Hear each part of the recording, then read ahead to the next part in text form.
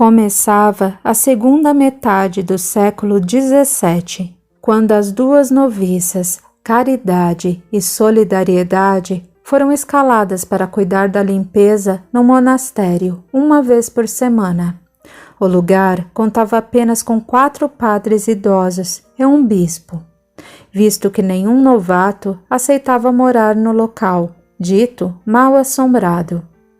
Os religiosos não tinham mais disposição nem saúde para a limpeza do gigantesco monastério e pediram a ajuda da Madre Superiora do convento vizinho. Ajuda ainda mais urgente pediram a Roma. Solicitaram a transferência dos 4 idosos para um local onde pudessem passar seus últimos anos assistidos pelos mais jovens. Nesses termos, aguardavam uma solução de sua santidade. E enquanto a resposta não chegava, contavam com a boa vontade das 2 jovens, Irmã Caridade e Irmã Solidariedade. Nina e Isa imediatamente se reconheceram nas 2 noviças alemãs. As meninas bateram com a pesada aldrava no portão pesado. Bom dia! Bom dia! A voz era rouca e falha, própria de um idoso. Bom dia e bênção, Padre Johann. Somos as irmãs. Estamos amando da abadesa. Viemos para cuidar da limpeza do monastério e das roupas dos senhores. Obrigado, crianças. Não tem por acaso medo dos lobisomens que dizem andar por aqui? Para dizer a verdade, temos sim. E o senhor, não? Nunca ouvi tanta baboseira.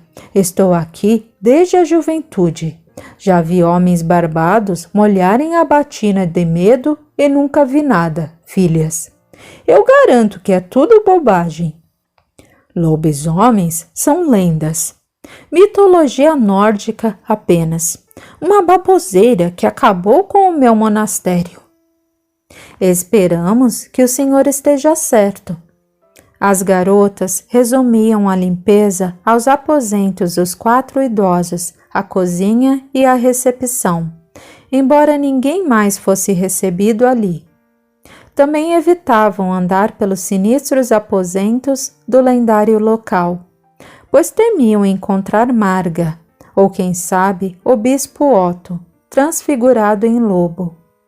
Não havia em Eisenach nenhuma pessoa que não conhecesse a apavorante história do monastério. O triste destino de inquisidores e acusada passara de pai para filho, aumentando um detalhe a cada reconto. Não foi diferente com Nice e Sabine, que se tornaram irmã Caridade e irmã Solidariedade, ao abraçar os votos religiosos. Porém, a trama era contada de maneira velada, de modo que a história se misturasse à lenda nórdica dos lobos gigantes, pois todos tinham medo de cutucar os diabos com vara curta e virar lenda também. Entretanto, o misto de lenda e história real fascinava a todos em Eisenach. Aquela semana seria muito diferente para as diligentes noviças. Ao entrar no quarto de um dos monges, viram uma freira sentada na cama do velho religioso. Tinha um rosto jovem e um sinal de nascença sobre o lábio superior à direita.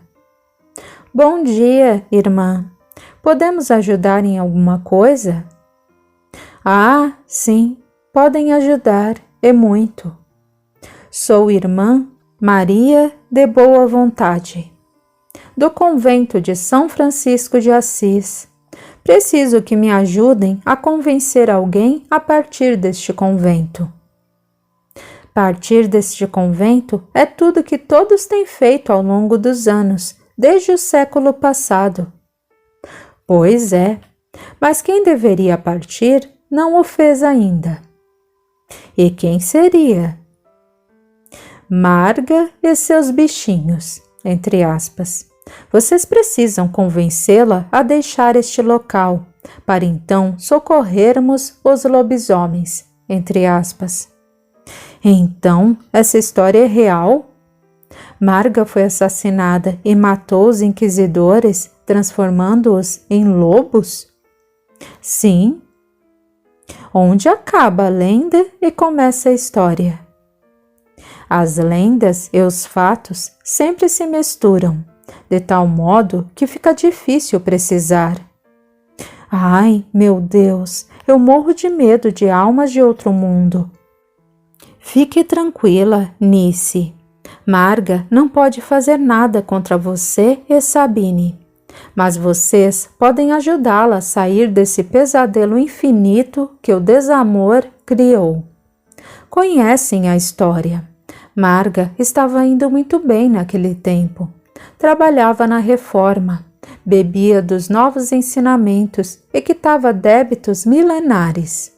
Poderia ter saído tranquila da vida e deixado seus algozes a cargo da justiça divina, mas optou pela vingança e se tornou tão demente e criminosa quanto seus carrascos. Urge levar Marga para longe deles, para que, além de ela ser ajudada, o processo hipnótico que exerce sobre eles comece a se dissipar, a fim de que suas formas humanas possam ser recuperadas. A caridade e a solidariedade não conhecem fronteiras, meninas, nem mesmo a da vida e da morte. Longe de serem aberrações, esses 7 personagens são irmãos muito necessitados, sofredores à margem do plano de felicidade de Deus para os seus filhos. Posso contar com vocês? O que precisaremos fazer? Apenas conscientizar Marga de seu grande erro, mostrar a ela que se aliou aos odiados adversários e juntos agem da mesma forma que ela acha odiosa, e dizer a ela em que ano estamos. Mas conversar com a morta? Isso foi proibido por Moisés. Afinal, é judia ou cristã? Jesus conversou com os espíritos inferiores que atormentavam um gadareno. Mesmo? Ah, vocês não têm acesso a esses textos ainda? Mas podem acreditar, aconteceu. Fiquem em paz, eu ajudarei também. Então, por que a senhora não fala com ela?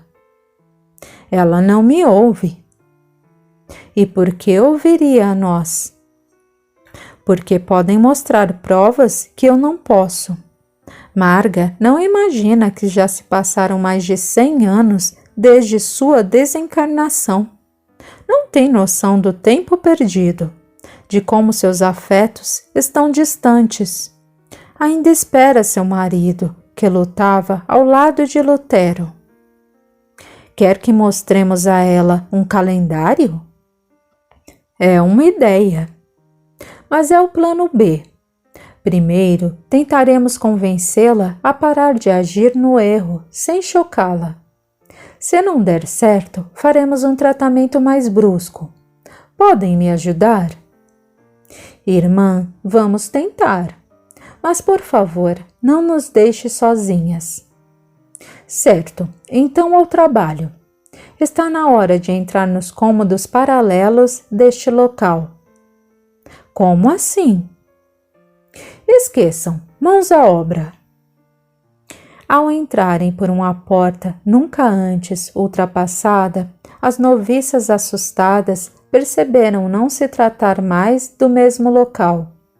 Era um lugar ermo, a céu aberto. Se é que havia céu, era tudo completa escuridão, quebrada esporadicamente por relâmpagos intensos, seguidos de estalidos assustadores. Uma chuva fétida e ininterrupta caía sobre elas e parecia machucar como se as gotas fossem agulhas finas e ferozes. A cada relâmpago, a vegetação seca e as árvores nuas se desenhavam à frente das viajantes. As árvores mexiam-se quais monstros famintos. O solo parecia se derreter ao toque dos pés, causando repugnância. Nada perdia de aterrorizante para o inferno mitológico.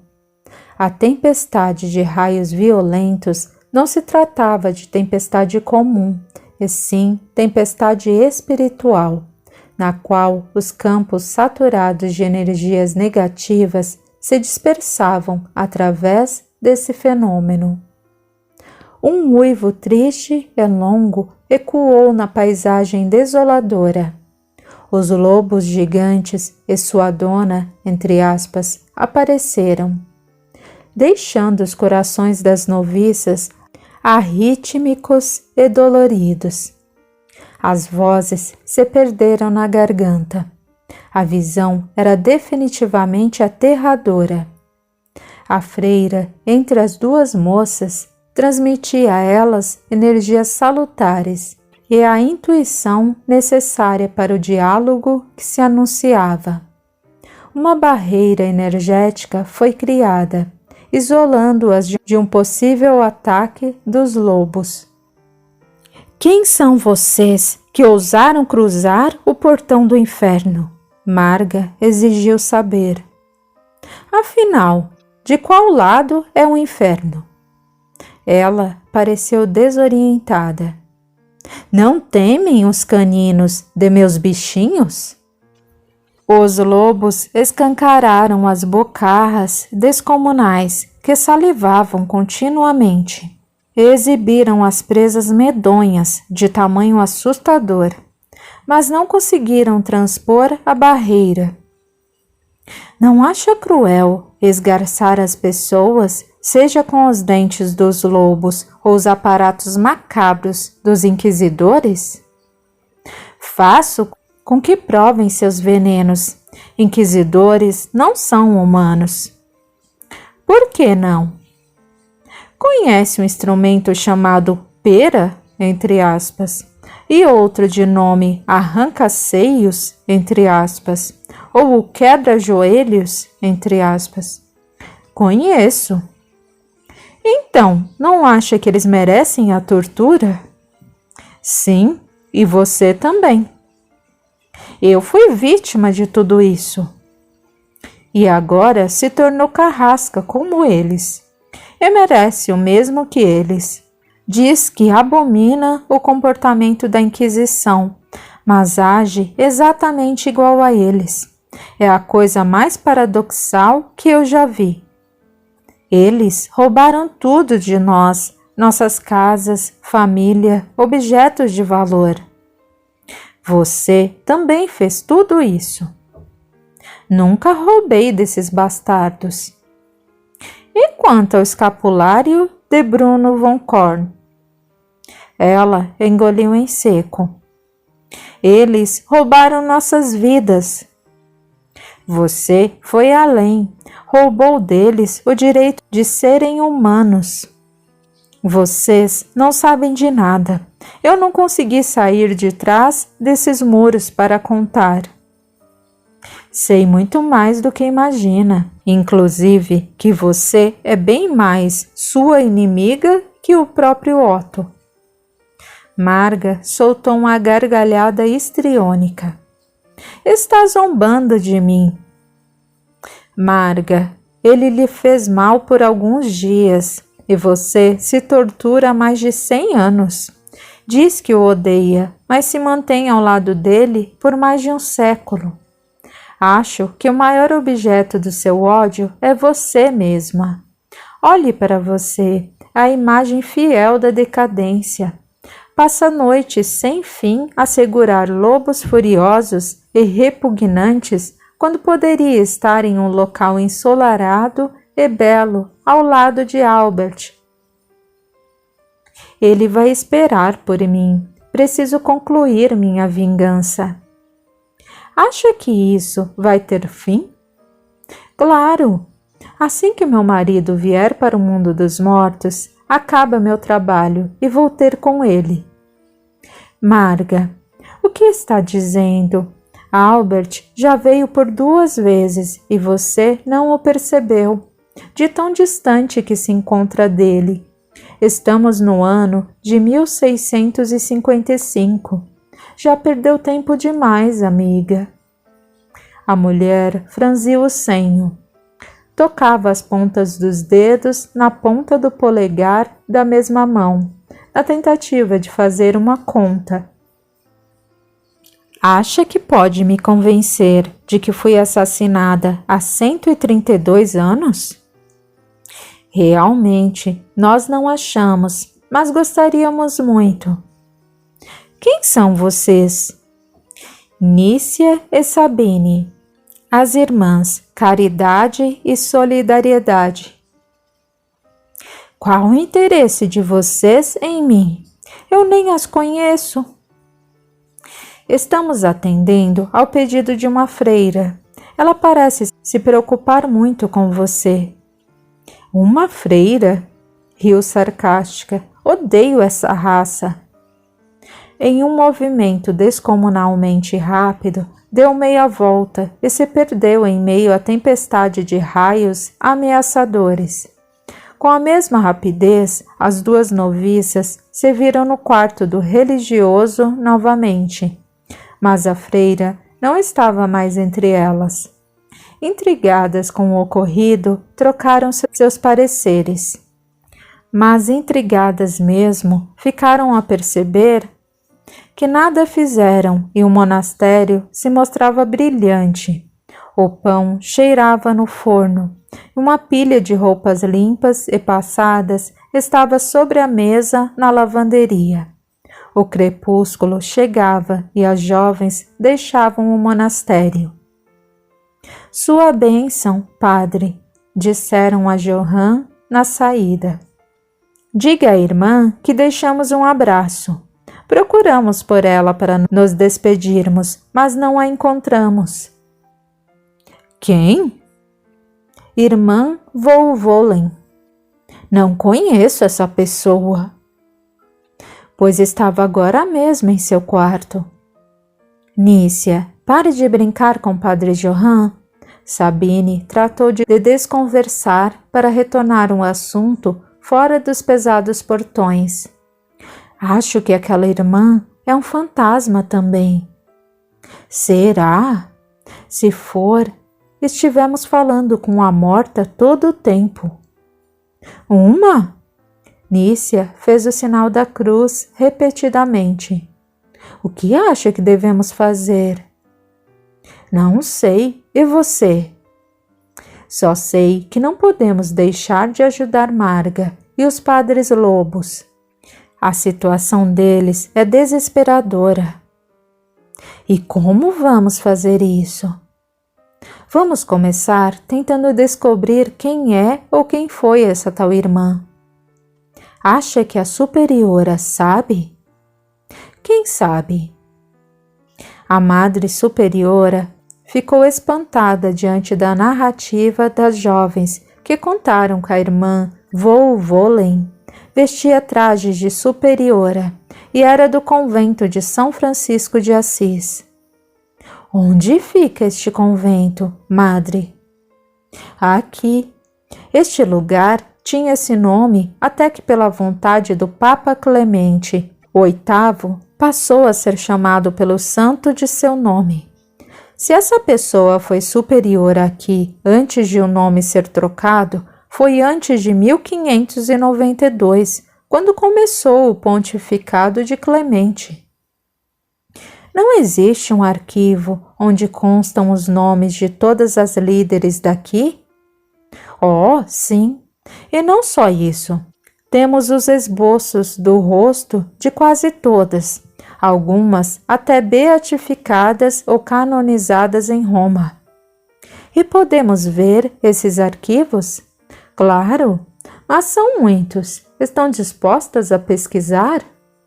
Podemos restringir bem essa pesquisa, que não pode ser depois de 1592, nem muito antes de 1523. Isso nos limita a 69 anos. não mais que uma dúzia de superiores. Por que esse intervalo de tempo? É que 1523 foi o ano em que Marga foi presa e morta naquele local. Se essa superiora a conheceu, é porque estava aqui nessa época. Faz sentido. Vamos procurar. O desenho do rosto da superiora, cuja gestão fora do ano de 1545 a 1557, não deixava a menor dúvida. Tinha o sinal de nascença sobre o lábio e o mesmo olhar terno. As inscrições eram claras feito água. Mônica von Osterreich, órfã de pai e mãe, criada como filha pela Santa Madre Igreja Católica Apostólica Romana, representada pela pessoa de Irmã Maria von Glaube, adotando o nome de Irmã Maria von Wolvolin, nascida aos 24 de agosto de 1520 e falecida aos 21 de março de 1557.